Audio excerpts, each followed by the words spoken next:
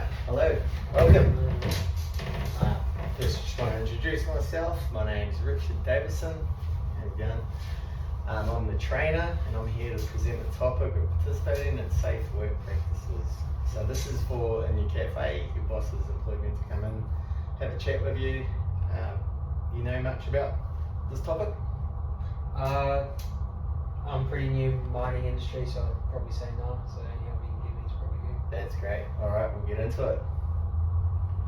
Okay, so just with workplace health and safety, we're going to be identifying the risks, hazards, and reporting. Also follow safe work procedures and instructions, and using personal protective equipment correctly, and participating in safe work consultations. So before we get started, I just want to give you a bit of housekeeping.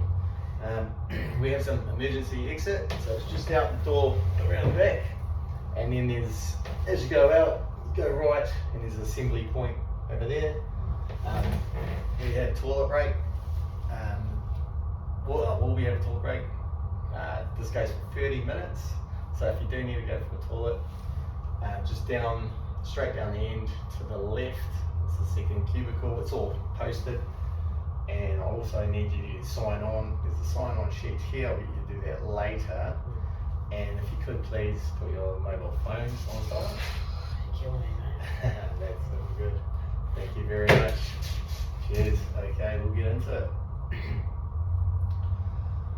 Okay, in the hospitality workplace, there are many hazards, dangers, which could cause injury, disease, or even death to you and others. So being safe in the workplace is very important. We're just going to have some learning objectives on these topics. How to use safe work practices in everything you do at work, how to identify hazards, and how to control the hazards and minimize risks. So when we get into it, do you know what a hazard is? Something that can hurt you. But do you have a pen? I'd like to take notes. Sure, yeah, I can get you a pen. Are you alright with that? Yeah, thank you. I can help you out, whatever you need. Alright, so yeah, a hazard is anything that has the potential to cause harm to yourself, to others, or even equipment. Yeah. So we'll touch more on that later down the track, but I just wanted to get you introduced to that. Okay, so safe work practices are procedures and behaviours that help prevent injuries and accidents in the workplace. That can be following workplace policies and procedures, using equipment correctly, wearing appropriate PPE, keeping work areas clean and tidy, and reporting hazards promptly. So this all stems over to the cafe that you work in. You can pick up every step of those. You can use that in the everyday use of your of the cafe work, and we'll get into that more as well. So workers should read and understand instructions before starting work, follow procedures step by step, use equipment as instructed, ask for assistance if unsure, and follow supervisor directions. You all good? You can see that, by the way. Yeah, it might be a bit helpful if there was a screen reader. Is that possible to access? Yeah, we can set you up with that. I'm happy to read through to you as well. Yeah, the reading is good. Yeah, That's just right. sometimes I have trouble. Yep. Reading the long term. Yeah, so that'd be helpful. Yeah, beautiful. So yeah, I'm happy to help. Yeah, just if you want any help, just yell out. So just safe work practices, identifying and reporting hazards. Common workplace hazards: slips, trips, and falls, faulty equipment, manual handling tasks, chemical spills, and obstructed walkways. So just in your cafe industry, what sort of hazards do you think you'd find? Obviously, the first one is probably a big one. Slips, trips, and falls. Yeah, that's right. We like to keep the floors tidy in case anyone comes and spills. Yep. And obviously the chemicals. Obviously, we use a lot of cleaning around the Cleaning, cafe. Yep. So Yep. it's nice to have our equipment labelled, so make sure knows what they're using. Definitely, that's spot on there. Yeah, it seems like you know all about that. So every worker has a responsibility to work safely at all times, follow workplace procedures, wear required PPE. You know what PPE stands for? Personal protective equipment. Yes, that's it. Spot on. Good work. That's it. Yeah, also report incidences and near misses and participate in workplace safety activities. I should have probably asked this at the start, but is there going to be a written or typed assessment or online assessment for this?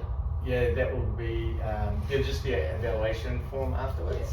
Because if it was online, I'd like to be able to use spell check. Yep. So, Yeah, definitely.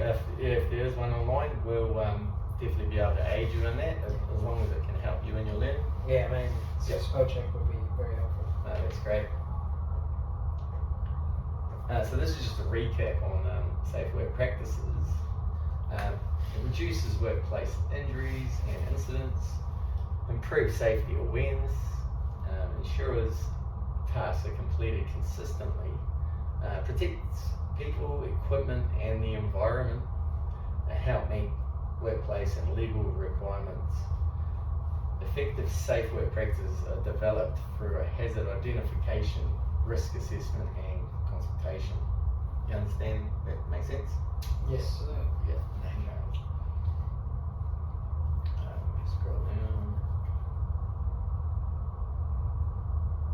Okay, so we'll just touch on safe instructions. Safe work instructions explain how to do a job safely. They help workers understand the task, identify hazards, and follow the correct steps to reduce the risk of injury.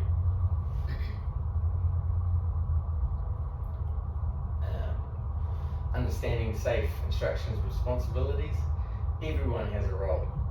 So you need to follow workplace policies and procedures, take reasonable care of your own health and safety, consider the safety of others. So that's like a duty of care for yourself and people around, just being aware. If you see a hazard, you can report it. If you did see a hazard, would you sort of wait, or would you? You try not to, because then you're accepting that hazard for other people. Exactly. Yeah, and so who would you report the hazard to? See, that part I'm kind of blurry on. Would you be able to help me Yeah, out there? that's right. Yeah, I'd report it directly to my supervisor or the manager on the time. Yeah. Yeah, so you just elevate it and you go from there. No, good work. Alright.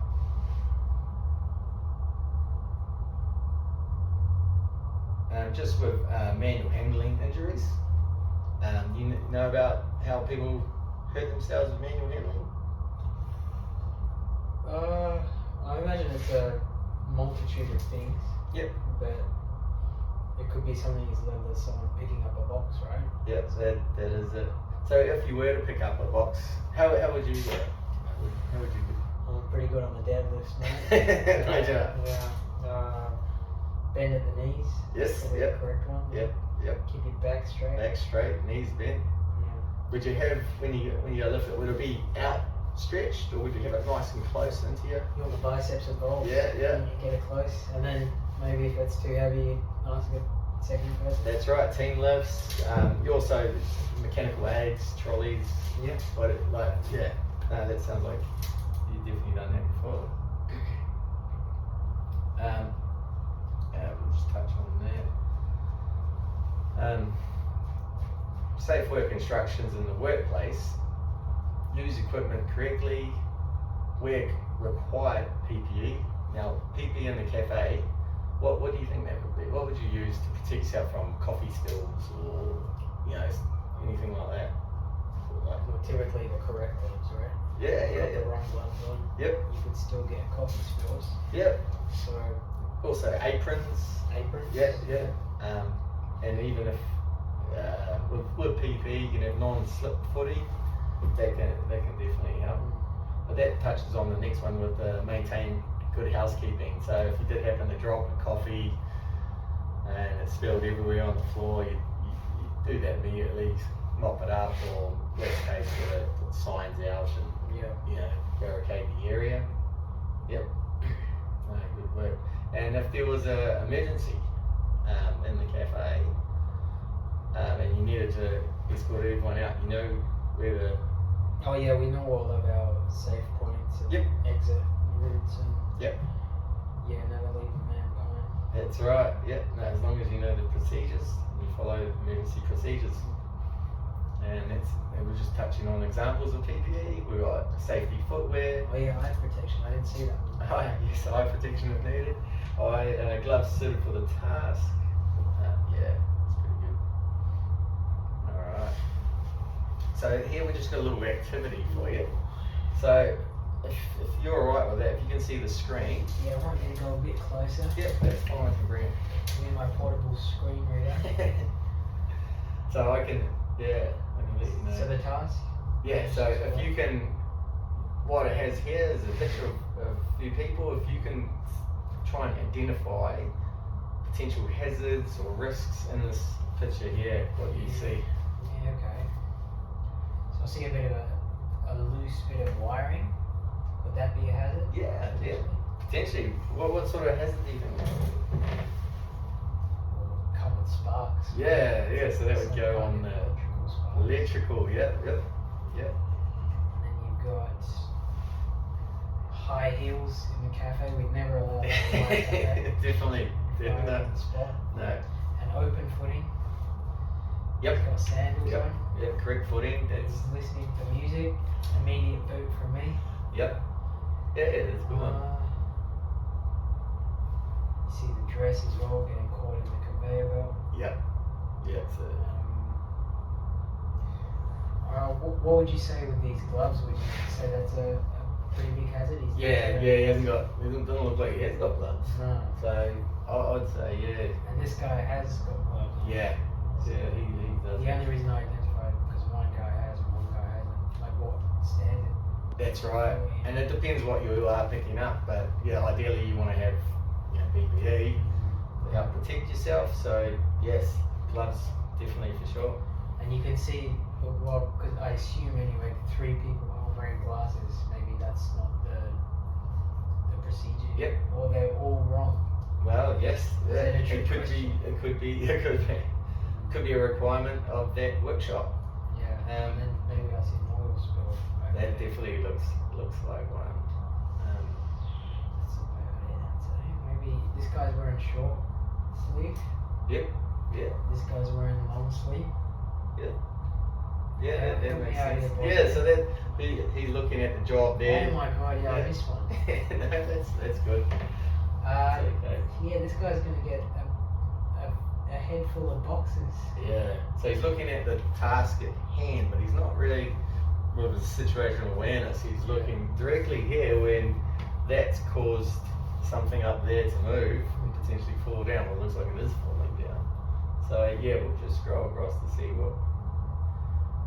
Sorry, and we got. Oh, yeah. I missed one here. Could you explain that one? So that's the forklift, and there's no signage up or anything like that. And he's working around people. You've got to have signage, barricading, and also you picked up the leak, but he's obviously got his back, so he can't see the people behind him. And no signage up, so people can just. That's right. And for all we know, he could be reversing. We don't know, but he's not looking back, so he's not. Can't see, but you got. And the hazard on this whole person here, is it because he's not bent in the knee? Wow, he's got the posture. The sandals, the gloves. Yep. He's got everything.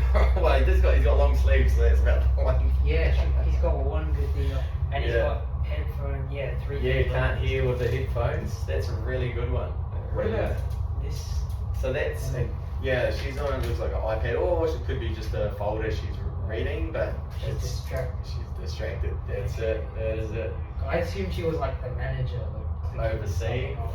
At the same time, because she's distracted, her dress, which is PPE sort of thing, it's getting caught in the. It looks like. Could you explain why her heels are on her hazard?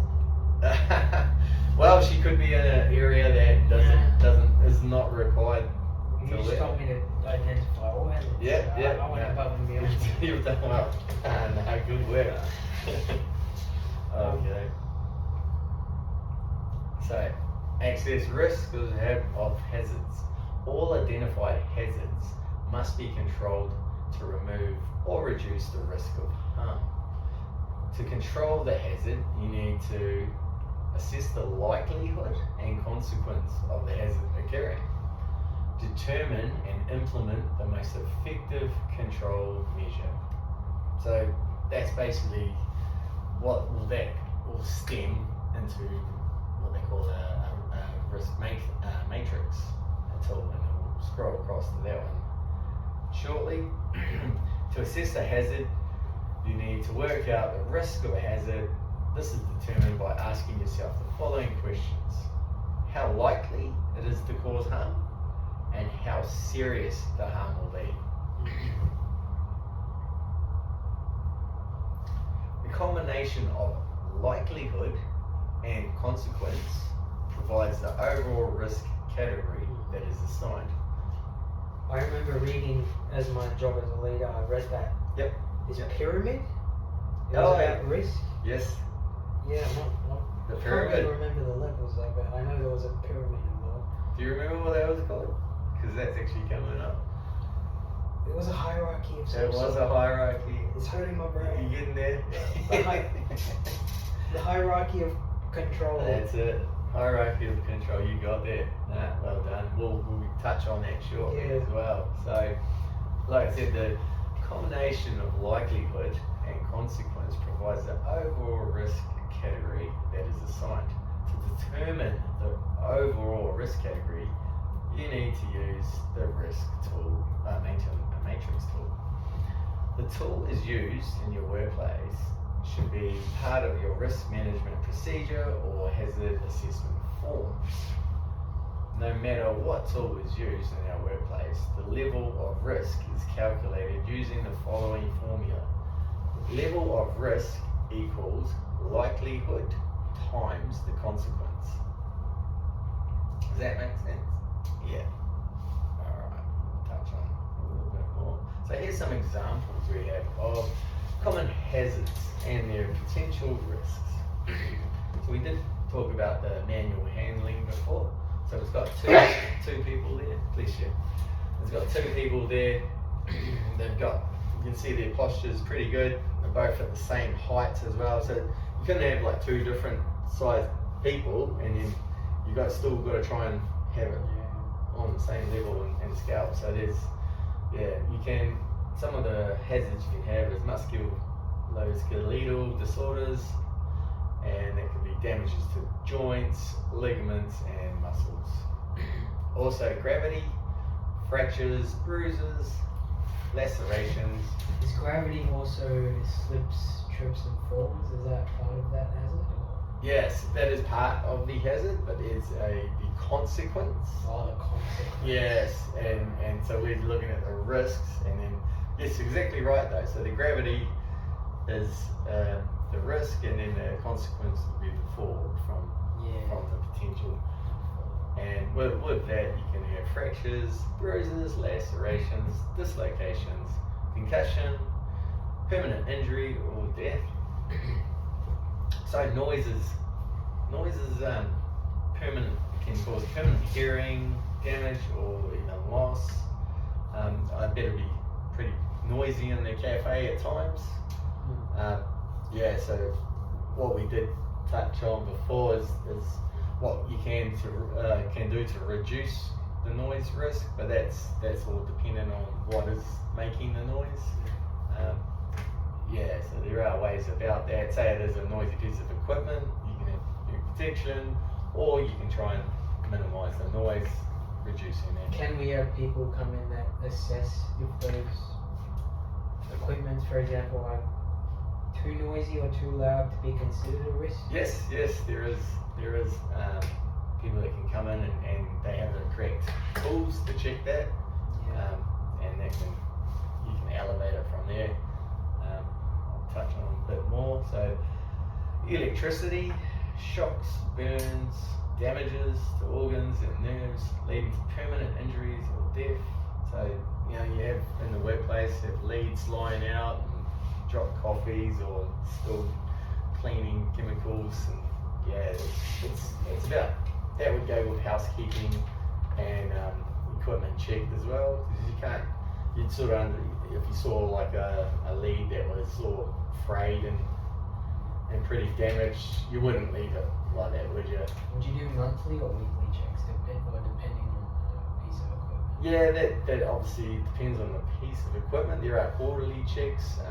Again, there's in the CAF there's monthly checks on things as well, and hey, there's even daily checks on what you're using and pieces like that. So you wouldn't, if you did drop I had a cup of coffee, or I keep going back to the coffee, but if you did, crack the mug or something that was leaking, you wouldn't keep using it, so you keep an eye on that. And that actually extends to the machinery and equipment. So it's just everything you're using. If you've got a loud coffee machine, you can actually, if it's too loud, you can report that and use that as a hazard to try and get that reduced. And maybe it's an old piece of equipment, and I'll show you about the hierarchy of control, what you just talked about That's before. my favorite. Yeah, it is. So yeah, machinery and equipment, that could lead to fractures, bruises, lacerations, dislocations, permanent injuries, or death. And so we got hazards and chemicals, hazardous chemicals, sorry. Respiratory illness, cancer, or dermatitis.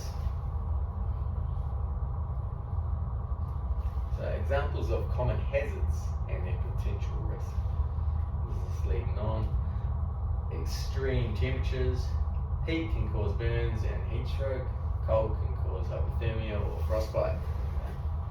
Biological, COVID-19, Legionnaire's disease, acute fever, HIV, or allergies. Radiation, we've got burns, we've got cancer or blindness. Physiological, mental health or physical illness or work-related fatigue. So just with work-related fatigue, if you were under a bit of stress with pressure and all that, and your break is due for your break, but they do want you to push on, which could lead to, obviously fatigue. Would you take a break, or would you sort of? I'm a big advocate for not doing that. Yep. I think it's important for the people under me as well. To promote what I do as well. Yes. So to make sure they follow in my footsteps and Yep. don't just do as I say, not as I do. That's really good as a team leader. That is really good. It is. That's good leadership there. So yeah, you take your required breaks. Because there are punishments, right? If they found out. Yep, definitely. Yeah. If you have an accident, and you haven't had your required break, there can come under fatigue and managing fatigue and why it wasn't managed correctly. Yes, definitely. That's correct. So now we're going to go on to how to control the hazard and minimise the risk. Sorry, you can still see that? Yeah. Yeah. Well, that's a bit small. I'll read it. I'll be reading. It's all good. Alright, here we go. This is the hierarchy of control. So, how to control identified hazards. Once you have identified something in the workplace that could cause injury or illness, you should discuss with your team or your supervisor how to eliminate, get rid of the hazard, or do something to minimise the harm it might cause. So, what we have here, I know you're pretty familiar, but I'll read a few. There's an acronym for it. So this is elimination, substitution, isolation, engineering, administration, and PPE. Do you remember the acronym? Was it ECAPE? Just reading the first letter of all of them. Nah, that's alright. It's every Sunday I enjoy apple pie or Oh. yeah. I read it in too literal. That's all good. That's all good. The hierarchy of control helps to plan the best way to deal with hazards, as it provides a structure to select the most effective control measure by removing it. That's the top one, elimination. Eliminating the hazard so far is reasonable, practical, or reducing, minimizing. So that's, if you can't eliminate the hazard, you have to go down, keep going down until you can minimize the risk. I knew as far as elimination was the top, but the one Yeah. I'm probably most confused about is administrative controls.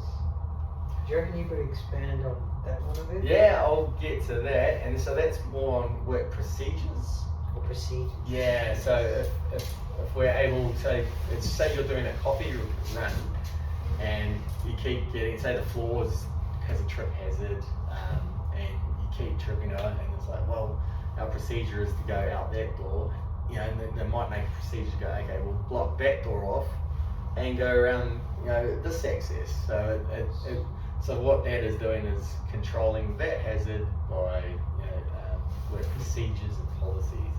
And again, it could be more as well with the policies, just how to rectify and minimise the hazard. But again, we'll start at the top with elimination. Oh, yes. Elimination is the most effective way. It's removing the hazard, eliminates the risk completely. Substitution replaces the hazardous materials, processes, or equipment with safer alternatives. Could you provide an example? In your workplace, the substitution. All right. So let's think about that. So if you have in your cool room and you have to store something and you only have a certain area, you could substitute that area to a area that's more safer, as in with the levels. If it's too high, we can adjust it. So rather than lifting something heavy right up top, we'll remove it by changing that sort of. So putting our heavier stuff on the bottom rather than in the middle. Yes, Substitute. it's a safer alternative on the substitution line. So and that's isolation. So isolates people from the hazard through physical barriers or changes in process. With the physical barriers, obviously slips, you cordon off the area. In your cafe, it's potential harm. You're just minimising that risk, but again, it's going down that ladder. Engineering controls. So design physical barriers, mechanical devices, or ventilation to help people from the hazard. So with coffee, maybe it makes a lot of steam and you don't have a fan at the top. If you put a fan in place, so that's engineering it to extract that steam, so condensation and sweaty and slips again, things like that. That's an engineering control. Maybe using a trolley instead of carrying. Yes. Yep. Maybe like drinks or That's the fridge. Yep. That's bang on there too. No, well done. Again, administration, changing work methods, training policies to reduce exposure to the hazard. So again, that's kind of like upskilling and work methods like we were talking about. And the last line of defence is personal protective equipment. So that provides wearable gear to protect individuals from the risk. So that is your last line of defence. I've heard last line of defence before, but like, the terms always confuse me. Like, what do you mean, last line? So you've obviously started at the top with you can't eliminate it. You can't substitute it, and you keep going down the line. So personal one is for your own personal safety, and it's like, okay, we've done everything we can to minimise this risk, but at the same time I'm going to protect myself by non-slip footwear or safety glasses, gloves, apron, whatever I can personally protect myself with. Yeah. Yeah, that's good work. Alright, so reporting health and safety and security concerns, you know about this one? No, that's alright. If you don't know how to do something safely or aren't sure, ask for help or training before you begin the task. So if you had an issue with something, you got told to give in the task and you were okay, but I don't know anything about it, would you start the task? No? No. So who would you escalate that to? Because I'm the supervisor, I guess I escalate it even further. Yes, to my manager. that's correct, yes. So it's chain of command and it's just going up the ladder. So yep, that's spot on there. Yeah, we've touched on that. So just to summarize on everything, safety is everyone's responsibility. Follow procedures and report hazards. Use PPE and safe practices and prevent accidents before they happen. And that's a good summary, but that's everything with situational awareness, you know, PPE, gloves, you know, in the cafe, everything in non-slip, you've got that spot on. Do you have any questions? No, man, you've been very helpful. Thanks for providing me with everything I need and reading out where I'm struggling to read the board. That's fine. We also have, so this is just a record of attendance. All I need you to do is sign here and date there for that one. Roger. And obviously I spoke about the written assessments, if they'll be spell check or not. Yes, you did ask about the spell check, and it's not really applicable. We don't need to be spell checked, but there is if it's need to be provided. Okay, this one here is the learner evaluation form. It's the same as you see on the screen. So what I can do, I can walk that through with you, or we can get it. We can get one of those the screen readers for you to walk it through. Oh, beautiful, because if there was a screen reader, that'd be beautiful. Yeah, we'll get that. And it's basic, just a straight tick. If you agree, strongly agree. A survey, essentially. Yeah, it's basically a survey. Neutral and Too easy, yep, no, that'll work in fine. Alright, thank you for that. For that. Appreciate everything. Cheers, mate. All the best.